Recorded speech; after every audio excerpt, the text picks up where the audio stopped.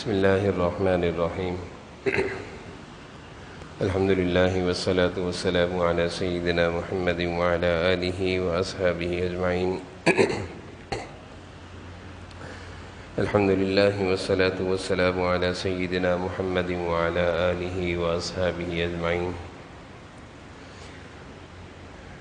أما بعد فأعوذ بالله من الشيطان الرجيم. بسم الله الرحمن الرحيم.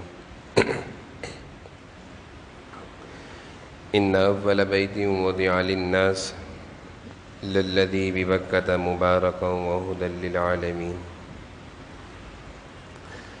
فيه آيات بينات مقام إبراهيم ومن دخله كان آمنا ولله على الناس حج البيت من استطاع إليه سبيلا ومن كفر فإن الله غني عن العالمين. صدق اللہ العظیم. اللہم صل علی سیدنا مولانا محمد وعلی آل سیدنا مولانا محمد وبارک وسلم. اللہم صل علی سیدنا مولانا محمد وعلی آل سیدنا مولانا محمد وبارک وسلم. میرے قابل احترام بزرگوں اور عزیز بھائیوں، اللہ تعالیٰ کی طرف سے سال میں کچھ دن کچھ مہینے ایسے آتے ہیں جو حج کے کہلاتے ہیں. حج کے مہینے کہلاتے ہیں اور ان دنوں میں حج کی سعادت حاصل کرنے والے مسلمان حج کی تیاریاں کرتے ہیں.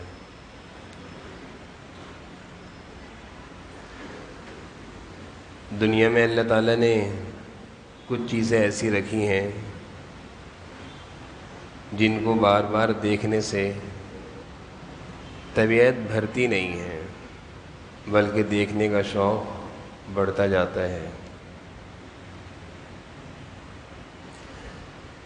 ایک دفعہ، دو دفعہ، تین دفعہ دیکھنے سے انسان کی طبیعت نہیں بھرتی، بلکہ جتنی مرتبہ دیکھتا ہے اتنا ہی اس کے دل میں مزید دیکھنے کا شوق بڑھتا جاتا ہے. انہی چیزوں میں سے اللہ تعالیٰ نے بیت اللہ شریف کو رکھا ہے کہ ایمان والا جب ایمان کی نگاہوں سے اس کو دیکھتا ہے تو دیکھنے کی لذت بڑھتی چلی جاتی ہے. چنانچہ حدیث شریف میں آیا ہے بیت اللہ شریف پر روزانہ اللہ تعالیٰ کی 120 رحمتیں نازل ہوتی ہیں.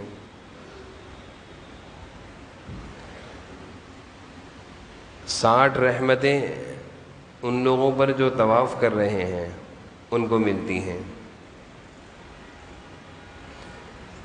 40 رحمتیں ان لوگوں کو جو وہاں نماز پڑھ رہے ہیں بیت اللہ کے اندر ان لوگوں کو ملتی ہیں،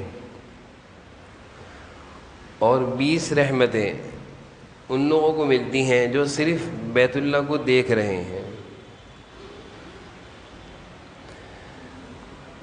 بیت اللہ شریف کا دیکھنا بھی عبادت ہے، اور بہت سارے اللہ کے بندے جن کے دل میں اللہ کی محبت ہوتی ہے وہ حرمین شریف میں ان میں جا کر، مسجد حرام میں جا کر بیت اللہ شریف کو ہی دیکھتے رہتے ہیں. اکابرین کا ارشاد ہے اس بارے میں کہ جب کوئی ایمان کی مضبوطی کے ساتھ، پختہ ایمان و یقین کے ساتھ بیت اللہ شریف کو دیکھتا ہے تو اس سے گناہ ایسے جھڑتے ہیں جیسے درخت سے سوکھے پتے جھڑتے ہیں. اور بعض علماء نے فرمایا ہے کہ جب کوئی ایمان اور یقین کے ساتھ بیت اللہ شریف پر محبت بھری نگاہوں سے نظر ڈالتا ہے تو وہ گناہوں سے ایسا پاک ہو جاتا ہے جیسے اس کی والدہ نے اس کو آج پیدا کیا ہے.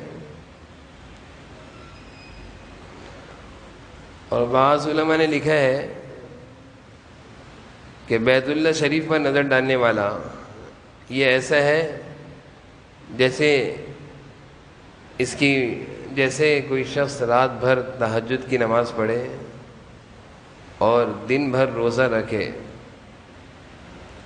اور میدان جہاد میں جہاد کرتا ہو، تو جس طرح ان لوگوں کا ثواب ہے، اسی طرح بیت اللہ شریف پر نظر ڈالنے والے کا بھی ثواب ہے۔ تو بیت اللہ شریف بھی اللہ تعالیٰ کا گھر ہے، اس کو دیکھنا بھی ایک بڑی عبادت ہے۔ حدیث شریف میں جناب نبی کریم صلی اللہ علیہ وسلم نے ارشاد فرمایا، تابعوا بین الحج والعمرہ، کہ پے در پہ حج اور عمرہ کیا کرو، ایک حج کے بعد دوسرا حج، ایک عمرے کے بعد دوسرا عمرہ، بار بار کیا کرو، پے در پہ کیا کرو۔ اور پھر آپ نے فرمایا کہ اس کی برکت سے تم سے نفاق دور ہو جائے گا، ایمان کی کمزوری تم سے دور ہو جائے گی، اور فقر و فاقہ تم سے دور کر دیا جائے گا۔ اللہ تعالیٰ کے گھر کی سفر کے لیے جب انسان پیسہ خرچ کرتا ہے تو بعض دفعہ دل میں خیال آتا ہے کہ یہی پیسے ہیں اور پیسے ہیں ہی نہیں، اگر میں نے ان پیسوں کے ذریعے حج یا عمرہ کر لیا تو میرے پاس کچھ نہیں بچے گا۔ تو آپ صلی اللہ علیہ وسلم اپنی امت کو تسلی دے رہے ہیں کہ پے در پہ حج و عمرہ کیا کرو، اس کی برکت سے تم سے فقر و فاقے کو دور کر دیا جائے گا، تم سے نفاق کو دور کر دیا جائے گا۔ قاضی ایاز رحمہ اللہ اپنی کتاب الشفا میں ایک واقعہ لکھتے ہیں،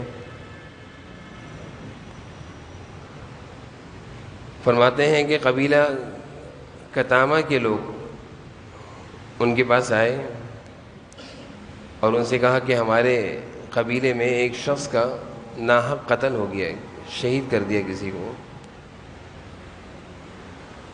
اور جن لوگوں نے ان کو شہید کیا ہے قتل کرنے کے بعد ان کو آگ میں ڈال رہے ہیں جلانے کے لیے، آگ نہیں جلا رہی تھی، بہت کوشش کری ان کو جلانے کی لیکن آگ نے ان کو نہیں جلایا۔ تو سعدون خولان رحمہ اللہ کے پاس یہ قبیلے کے لوگ آئے تھے، تو وہ فرمانے لگے کہ کیا اس شخص نے حج کیے ہیں؟ حج تو کیے ہیں۔ کتنے حج کیے ہیں؟ معلوم کیا کہ 3 حج کیے ہیں۔ سعدون خولان رحمہ اللہ فرمانے لگے کہ مجھ تک یہ حدیث جناب نبی کریم صلی اللہ علیہ وسلم کا ارشاد پہنچا ہے کہ جس شخص نے زندگی میں 3 حج کیے ہوں تو پہلا حج تو اس کا فریضہ ہوتا ہے جو اس پر فرض تھا، ادا ہو گیا۔ دوسرا حج جو اس نے کیا، اس نے اللہ کو قرض دے دیا، جو کل قیامت کے دن اللہ تعالیٰ نیکیوں کی صورت میں وہ قرض کو لوٹائیں گے۔ اور تیسرا جب وہ حج کرتا ہے تو اللہ تعالیٰ کی طرف سے یہ اعلان کر دیا جاتا ہے، اس کے بارے میں یہ لکھ دیا جاتا ہے کہ اس کو اب آگ نہیں جلا سکتی، اس کو اب آگ نہیں جلا سکتی، کیونکہ اس شخص نے 3 حج کیے ہیں۔ تو ان 3 حج کی برکت سے اللہ تعالیٰ نے اس کو یہ مقام اور مرتبہ دیا ہے کہ آخرت کی آگ سے تو وہ بچ جائے گا، جہنم کی آگ کے تو قریب بھی نہیں جائے گا، لیکن دنیا میں جن لوگوں نے اس کو ظلماً قتل کر کے آگ میں جلانا چاہا، دنیا کی آگ بھی اس کو نہیں جلائے گی، دنیا کی آگ بھی اس کو نہیں جلا رہی۔ کیا چیز تھی کہ 3 حج کرنے پر اللہ تعالیٰ کی طرف سے یہ انعام ہے کہ جب تیسرا حج کرتا ہے تو اللہ تعالیٰ فرماتے ہیں کہ اب اس پر آگ حرام ہو گئی ہے، اب اس کے جسم کو آگ نہیں چھوئے گی۔ تو حج جیسی یہ ایک عظیم عبادت ہے جس پر اللہ تعالیٰ کی طرف سے یہ بشارت ہے، یہ انعام ہے۔ اور خوش نصیب لوگ جن کو اللہ تعالیٰ اپنے گھر کی حاضری کا شوق دیتے ہیں، جب ان کے دل میں یہ حاضری کا شوق اٹھتا ہے تو نہ وہ اپنی بیماری دیکھتے ہیں، نہ اپنی معذوری دیکھتے ہیں، نہ اپنی بے روزگاری دیکھتے ہیں، نہ وہ اپنی مصروفیات دیکھتے ہیں، نہ مال کو دیکھتے ہیں، بلکہ وہ اللہ کے گھر کے سفر کو شروع ہو جاتے ہیں کہ بس بیت اللہ جانا ہے۔ اور اللہ تعالیٰ جب سچی طلب ہو دل میں اور صدق دل سے جب انسان اللہ کے گھر جانے کی نیت کرتا ہے، ارادہ کرتا ہے، تو اللہ تعالیٰ پہنچا بھی دیتے ہیں۔ اس حاضری کا سفر حج کا معاملہ تو ایسا ہی ہے کہ کتنے ایسے لوگ ہیں کہ دولت بھی ہے، مال بھی ہے، فرصت بھی ہے، صحت بھی ہے، لیکن کبھی دل میں یہ خواہش بھی نہیں آئی کہ اللہ کے گھر کا دیدار بھی کر لوں، حج کے فریضے کو ادا کر لوں، دل میں یہ خواہش بھی نہیں آتی۔ اور کتنے ایسے لوگ نظر آتے ہیں کہ جن کے پاس دیکھی جائے دولت، مال، صحت کچھ بھی نہیں ہے، لیکن سچی طلب کی برکت سے وہ ہر سال حج کو چلے جاتے ہیں۔ جن لوگوں کو اللہ تعالیٰ نے وہاں کی حاضری نصیب فرمائی ہے، بہت سارے ایسے لوگوں کو دیکھنا نصیب ہوتا ہے کہ ان کی صحت دیکھی جائے انتہائی کمزور، کمر بھی سیدھی نہیں ہو رہی،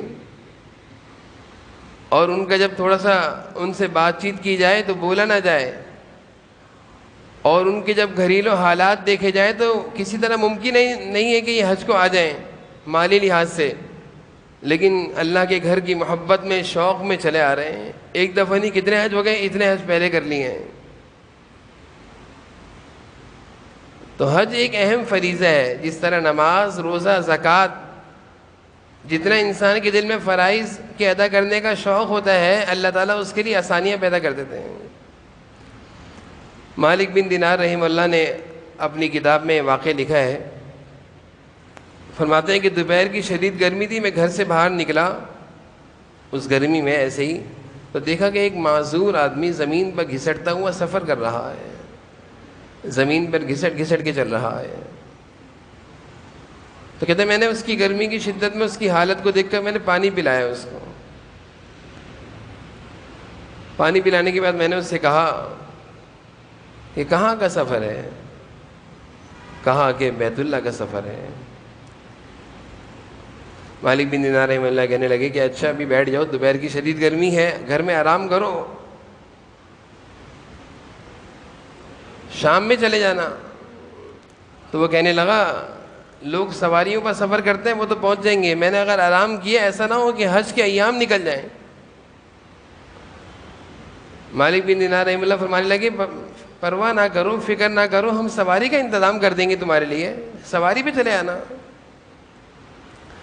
تو معذور آدمی کہنے لگا مالک میں تو بہت سمجھدار سمجھتا تھا، یہ بتاؤ کہ ایک غلام ہو جو جرم کی وجہ سے اپنے آقا کا سامنا نہ کرتا ہو، اپنے جرم کا اعترافی مجرم ہو، اور اپنے گناہوں کا اقرار کرتے ہوئے اپنے آقا کے پاس معافی کی نیت سے حاضر ہو رہا ہو، بتاؤ سواری پر سوار ہو کر جانا اس کے لیے بہتر ہے یا زمین پہ گھسٹتا پچھڑتا جانا بہتر ہے؟ مالک بن دینار خاموش ہو گئے، کہنے لگے تجھے تیرا حج مبارک ہو، تجھے تیرا حج مقبول مبارک ہو، تو اپنا سفر جاری رکھ۔ فرماتے ہیں کہ اسی سال اللہ تعالیٰ نے مجھے بھی حج کی سعادت عطا فرمائی۔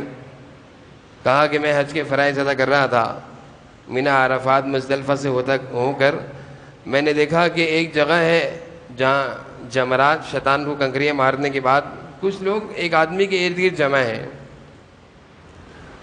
میں بھی جا کر دیکھنے لگا کہ کیا ہو رہا ہے، وہاں مجمع لگا ہوا ہے۔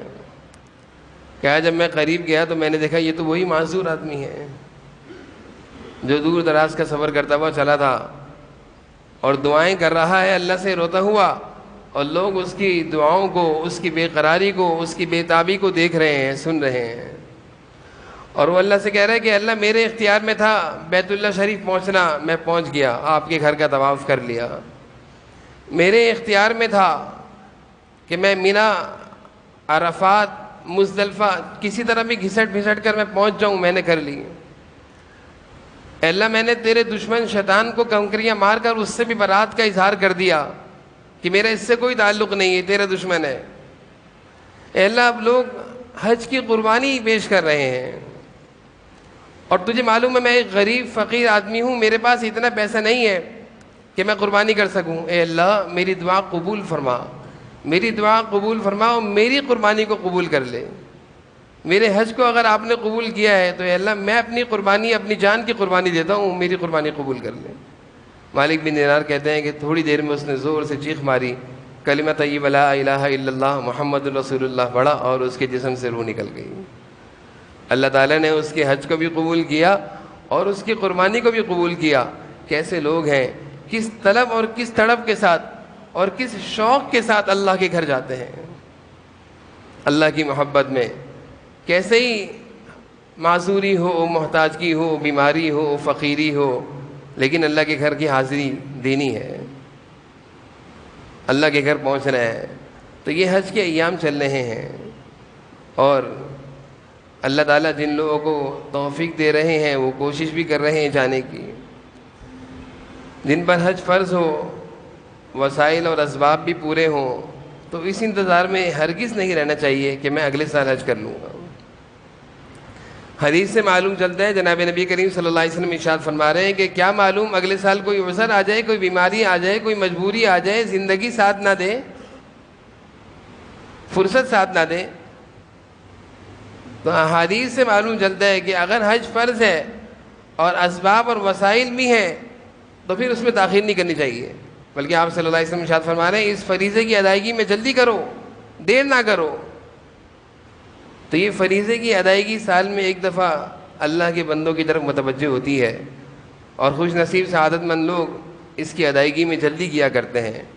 تو اللہ تعالیٰ نے اگر وسائل اور اسباب دیے ہیں اور فرض حج ادا بھی ہو چکا ہے, اور اللہ نے اسباب اور وسائل دیے ہیں, تو کوشش کرنی چاہیے کہ اس حدیث پر عمل ہو جائے کہ 3 حج کے بعد جہنم کی آگ ہی اس شخص پر اللہ تعالیٰ حرام کر دیتے ہیں.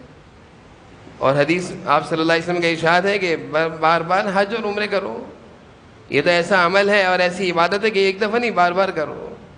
اللہ تعالیٰ ہم سب کو اس عظیم عبادت کی, اس عظیم اسلام کے رکن کو ادا کرنے کی توفیق عطا فرمائے, اور اللہ تعالیٰ ہم سب کو جو کچھ کہا سنا اس پر عمل کی توفیق نصیب فرمائے. وآخر دعوانا الحمدللہ.